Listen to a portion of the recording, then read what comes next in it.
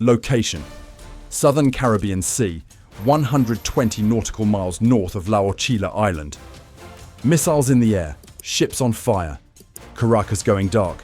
The first day of war just detonated. This is a scenario, a high-fidelity reconstruction of what day one of a US-Venezuela war would most likely look like, based on current force posture, doctrine, and publicly reported capabilities. It's not prediction as prophecy. It's a military plausibility model built from reputable reporting and known systems.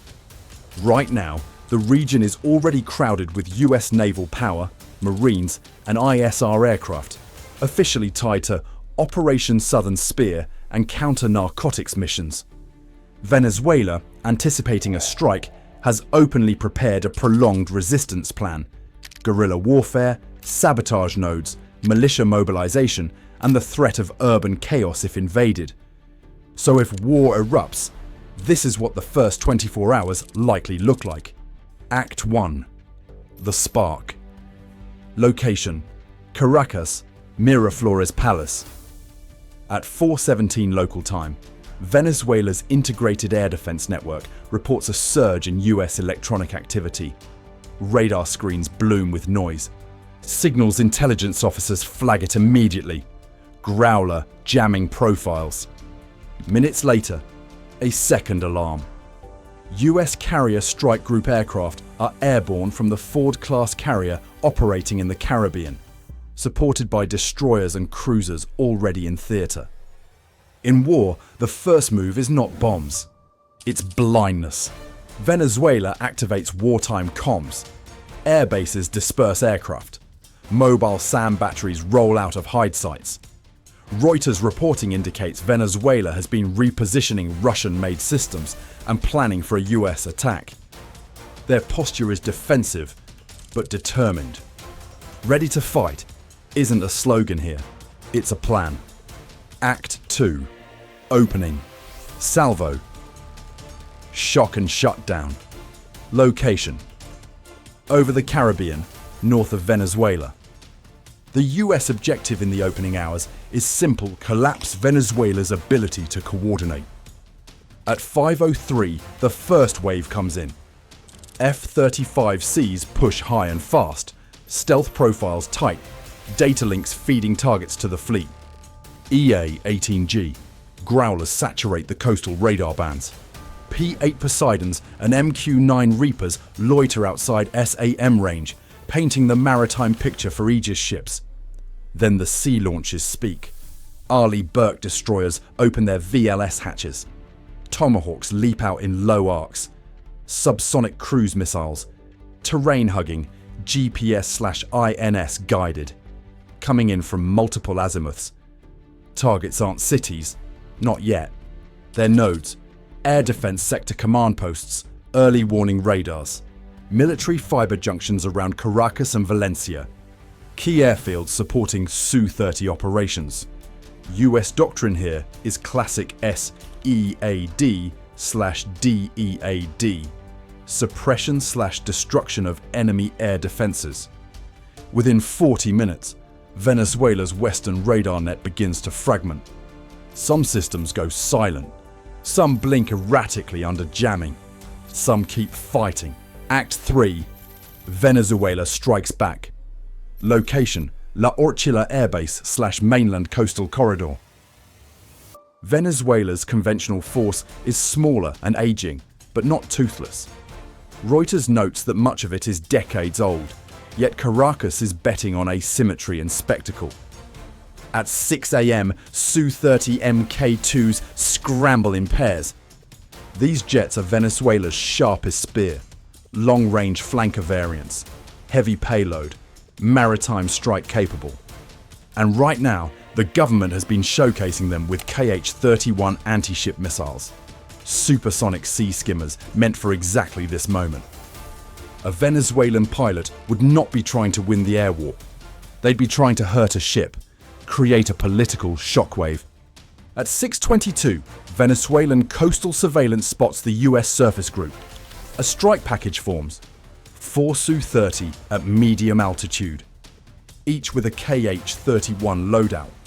supported by ground-based manpads and legacy SAMs as denial layers. They fire from standoff range. KH-31S drop, ignite, and accelerate towards Mach 3+ in terminal phase. The US ships see them coming. Barely. Sea skimmers compress reaction time into seconds. Aegis does what Aegis was built to do, SPY 1/6 radar locks. SM-6 interceptors launch vertical. ES-SMS layer in close. 2 missiles die high. One gets through the outer screen and is killed in the mid-layer. But one leaks. It splashes into the sea close enough to hit the carrier's escort with fragmentation and shock.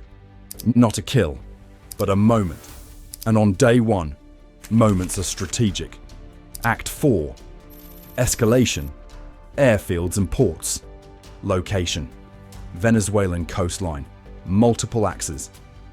After the maritime strike attempt, the US tightens the screws.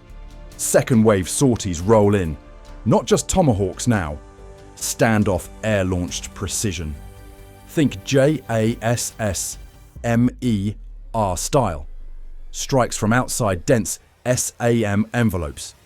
Follow on F-35/boomerang targeting once radars are blinded.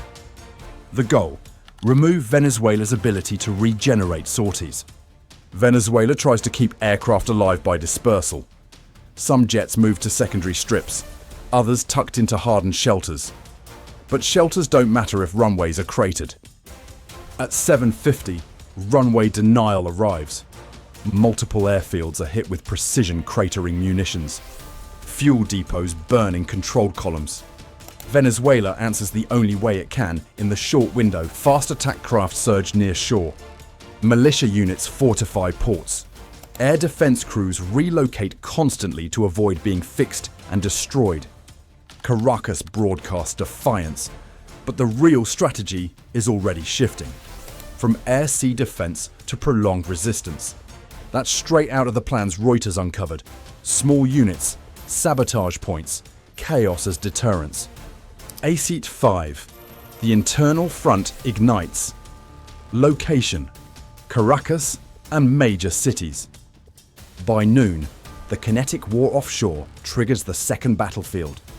Inside Venezuela, power flickers, internet nodes go unstable. State TV goes wall-to-wall patriotic coverage, while emergency broadcasts order civilians into militia registration points. Reuters reports Maduro's government relies heavily on the militia narrative, although insiders estimate far fewer truly deployable fighters. Roadblocks appear at choke points. Security forces sweep for suspected dissidents. The government tries to control the rear before the rear controls them. This part is key. Venezuela cannot beat the US in open battle, so day one is about making the war politically and socially expensive. Sabotage teams deploy to pre-planned nodes, fuel lines, key bridges, telecom repeaters, part of the prolonged resistance grid. US ISR detects some of it. Special operations planners map it in real time, but you can't stop all of it in the first 24 hours. The war becomes two conflicts at once: a high-tech air-sea disablement campaign, a low-tech internal war of disruption, and both are now live. Act 6. Nightfall. Climax.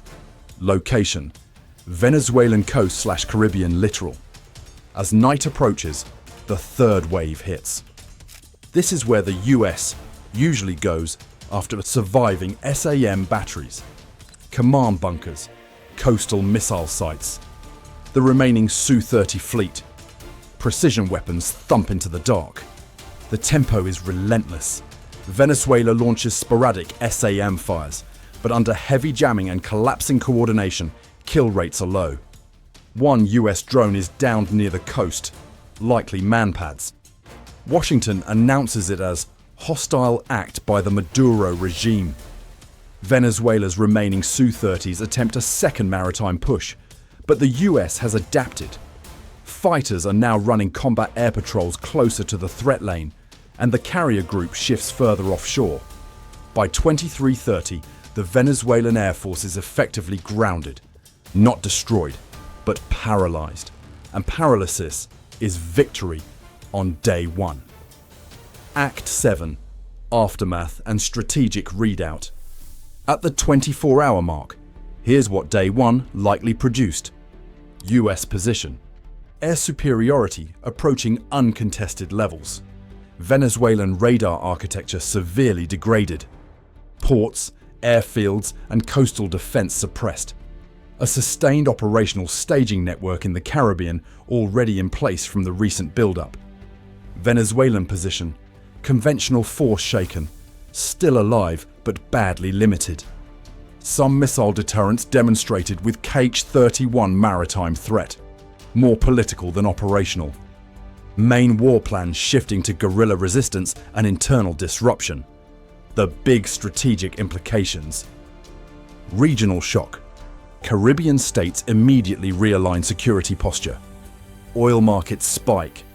Even limited port strikes threaten supply psychology. Long war risk. The US can win the air-sea fight quickly, but occupying or stabilizing Venezuela becomes a different war altogether.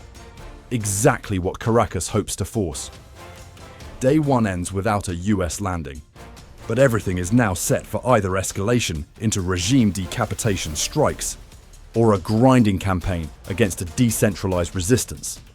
And that is the nightmare calculus of war in Venezuela. The first day doesn't decide the war. It decides the kind of war this will be. And after day one, the kind of war is clear. High-tech dominance offshore, low-tech chaos on land. Stay sharp, because if day two comes, it won't look like day one. Bye for now.